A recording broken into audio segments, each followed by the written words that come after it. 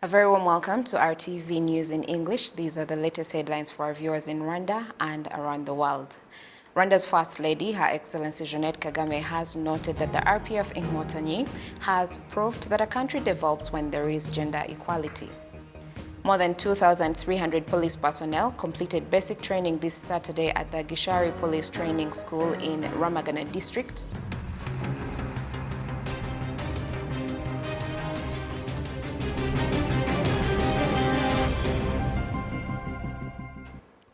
Good evening. It's my hope that you have all been well together with your loved ones. Welcome to tonight's broadcast with me, Gloria Mutesi. Starting us off tonight, Rwanda's First Lady, Her Excellency Jeanette Kagame, has noted that the RPF in Inkotanyi has proved that a country develops when there is gender equality. The First Lady made the remarks as she joined close to 800 women for the RPF in Inkotanyi Women's Extraordinary Congress. Sessionary begins our coverage tonight.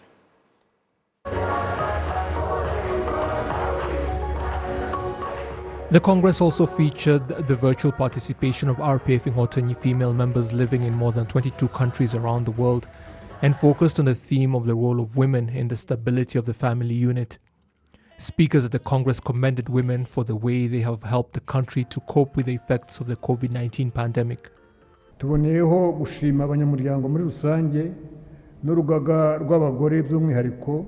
We take this opportunity to thank all members of the party in general, but women in particular, because you were not discouraged by the difficulties the pandemic presented and continue to serve the party.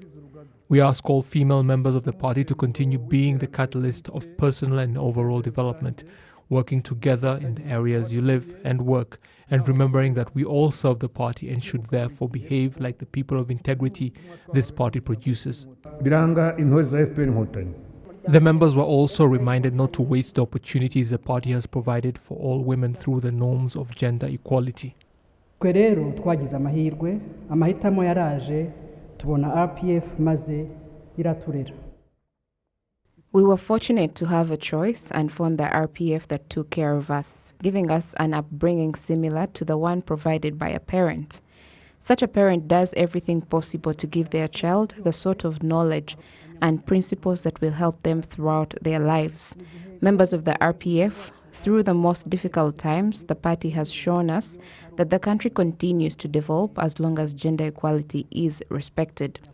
The honorable chairman of the party once told us that whatever robs a woman of peace does the same thing to a man. A poor woman makes a man poor, and a rich one enriches a man, because there's no society with women or men. Only all societies have both.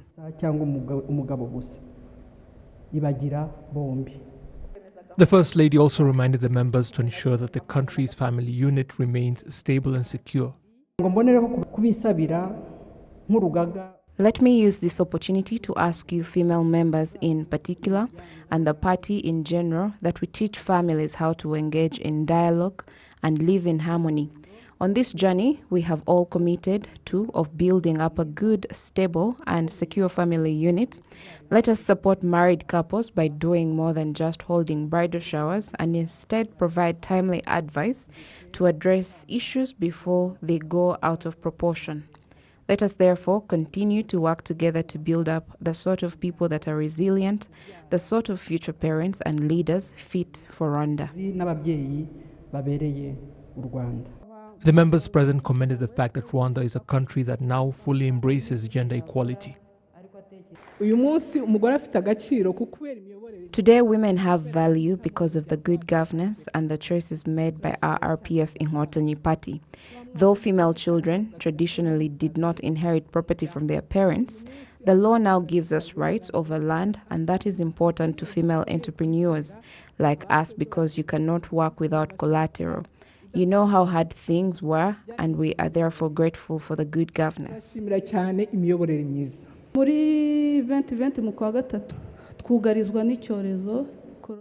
In March 2020, when the coronavirus pandemic struck, I could not find hand sanitizers anywhere. I therefore decided to use the chemistry I learned to come up with a formula to make one myself using ingredients from the aloe vera plant, and now sell it to more than 5 big institutions with more than 200 employees. mu by'ukuri iyo tuvuze ngo abana baratunaniye.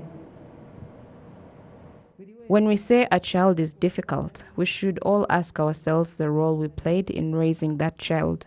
There's no question that we are all busy and that with more development comes more responsibilities. But looking back at the way we were raised, I believe we should do more to ensure that we only ask of our own children what we gave them to begin with. We should ask ourselves, how can we work at the same time imparting the sort of lessons to our kids so that it will guarantee a good future for our country.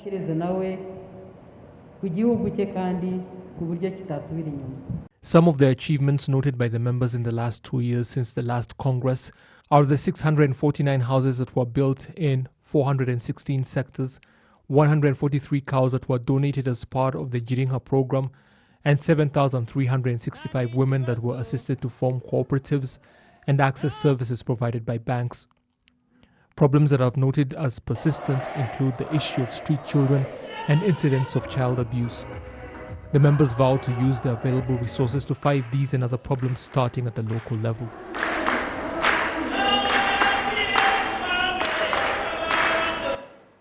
Many thanks, Serge, for that report. Now, during the 15th General Assembly of the National Commission for Children, children called on various authorities to step up their efforts to combat domestic violence and child abuse, as they are the root cause of serious problems that threaten their future.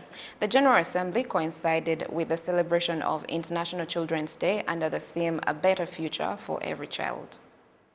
The issue of family disputes is one of the main obstacles to the upbringing and the future of a child, according to parents themselves. There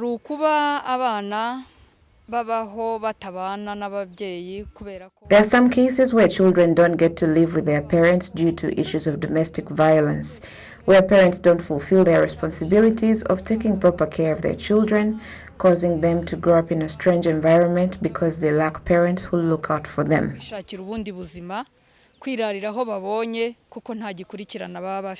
Children point out that some of the problems they face in their families continue to traumatize them to the point of some going to the streets. Those that have a chance to go to school continue to have psychological problems, which is why they are urging the relevant authorities to take action so that they do not continue to jeopardize their future. Just like education, government authorities should get these children off the streets and be taken back to their families, given all the assistance they need, and be restored into their families. I believe this challenge is an obstacle to this theme because that street child could become a future leader.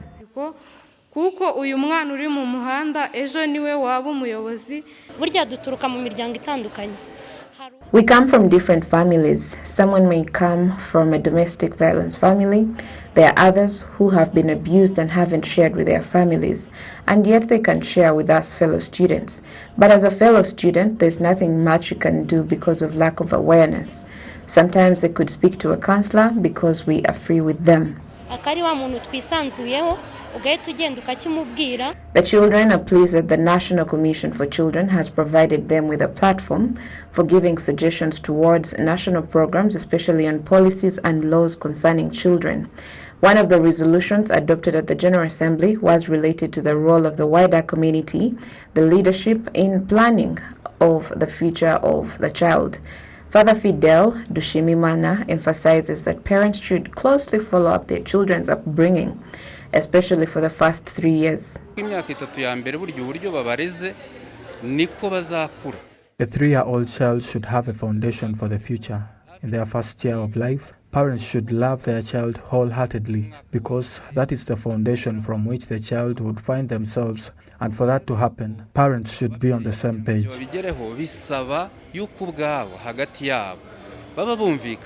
The Minister of Gender and Family Promotion, Professor Bayisenge Jeanette, called on the country to do its utmost to put in place policies and guidelines for the protection of children, including protection against child abuse. She also encouraged children to say no to anything that could jeopardize their future. It's important that you start asking yourself, what is it that I want to study? What is it that you are passionate about? How is it going to help me solve the challenges that Rwanda faces? Will it help Rwanda attain its goals, and how? Where can I concentrate my efforts so I can achieve these goals? Asking yourself these questions will help you attain your goals and build the Rwanda that we want. The 15th General Assembly for the National Commission for Children was attended by 100 children representing others and coincided with the celebration of International Children's Day under the theme A Better Future for Every Child. Now, this Saturday, more than 2,300 police personnel completed basic training at the Gishari Police Training School in Ramagana District. The Minister of Justice and Attorney General called on the graduates to be characterized by professionalism as they perform their duties. Let's now hear from Innocent Mugabo. The graduates of the 17th group that have been receiving basic training to join the Rwanda National Police Force for a year. They stressed that the knowledge they were given led to a change in attitudes and behaviors. Therefore, they aim to build Rwanda and ensure the safety of its people. I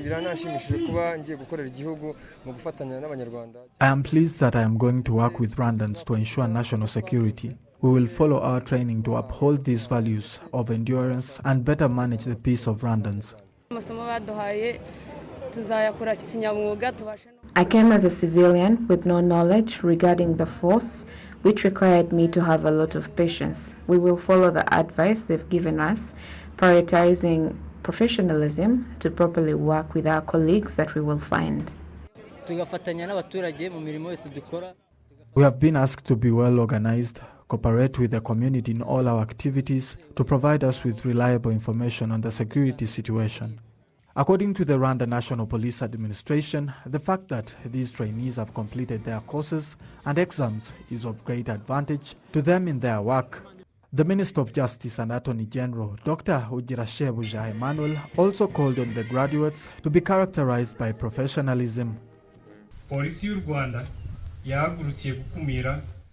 Rwanda National Police has taken up measures to prevent and combat serious crimes such as corruption and related crimes, domestic violence and sexual harassment, terrorism, road accidents, among others. So everyone part of the force should be concerned about the cause. This cannot be achieved without good cooperation between you and the community. It is in this context that I urge the police to be role models in enforcing the law and upholding government programs whenever they work, so that the people can have a culture of implementing the law. 2,319 police personnel completed the basic training, 1,869 men and 450 women. 57 were unable to complete the training for a variety of reasons, including illness and misconduct. Innocent Mugabo, RTV News. Many thanks, Innocent Mugabo. Moving ahead, every single day, over 500 tons of waste is generated in the city of Kigali, with markets, malls, homes and schools being the biggest generators. However, waste segregation still remains a challenge despite the government's effort to introduce smart waste management technology that promotes waste segregation at the collection facilities. In this special report, my colleague Ethan Tashovia traces the waste management cycle from generation through collection facilities to the landfill and speaks to stakeholders on what needs to be done to improve waste management in the capital, Kigali. Take a look. As early as 6 a.m. in the morning, Nyirabahire Julien is already at the Zinia Market waste collection facility, helping garbage collectors to load waste for dumping. She's been doing this job for the last 10 years. The mother of one attests that over the years, waste management in Kigali has been a big challenge. This place was always filthy because of the biodegradable waste that was frequently dumped in an open space here, and whenever it rained, you would never wish to cross this place because it would get messy. But now you can tell if we have garbage in this place or not. Last July, the government of Rwanda rolled out a pilot phase of the new waste management system in the city of Kigali, named Smart Waste Collection. The new waste collection facilities are solar-powered with tailor-made technology that transmits information to the central system and 3 large bins for different types of waste. Currently, the smart waste collection facilities are stationed in 4 major markets across the city, in Zinia, Chimirongo, Nyabugogo and Murindi markets, as well as Karama Model Village. But how does this system work? Nyirabahire knows a thing or two. The waste bin system is connected with sensors that is linked to my phones in such a way that when it is about to fill up, it sends the first signal. When it fills to above 75% of its capacity, I get the message and I'll immediately call garbage trucks to come and empty it. This is how Zinia Market looked like before the introduction of the smart waste management system. This is how we found it. According to Nyirabahire, the new waste management system has improved hygiene around markets, but it has also made her work easier. She shares similar sentiments with Nsabima Naja, a market vendor at Chimirongo Market. First of all, it has improved waste management and made the whole area clean. But most importantly, it has shortened the time spent during waste collection because they no longer spend a lot of time retrieving waste from the ground as it was before. Now they find the waste sorted and in different bags. This makes a big difference. Previously, they would spend over an hour collecting waste from the ground, but now the whole process takes less than 30 minutes. This place has changed a lot. Previously, the garbage generated a lot of smell, but now the place is very clean. There's not a big problem. The new waste management system is spearheaded by the Ministry of ICT and Innovation, along with the City of Kigali and the Ministry of Environment, among other stakeholders. Still in its early stages, the program has already reformed the way waste collection in Kigali is conducted, but the change is far from yielding tangible results. Every single day, over 500 tons of waste is generated in the city of Kigali, with markets, malls, homes and schools being the biggest generators. However, waste segregation still remains a challenge despite the government's effort to introduce new technology that segregates waste at collection facilities. Trucks that transport waste from collection facilities to the landfill end up mixing different types of waste in the same chamber. At Nduba landfill, over 200 people spend a day working hard to segregate waste, a job that could have been done either by transporters or at the collection points, according to Urayeneza Hildebrand, the site manager of Nduba landfill. Organic waste and unorganic waste, they are mixed.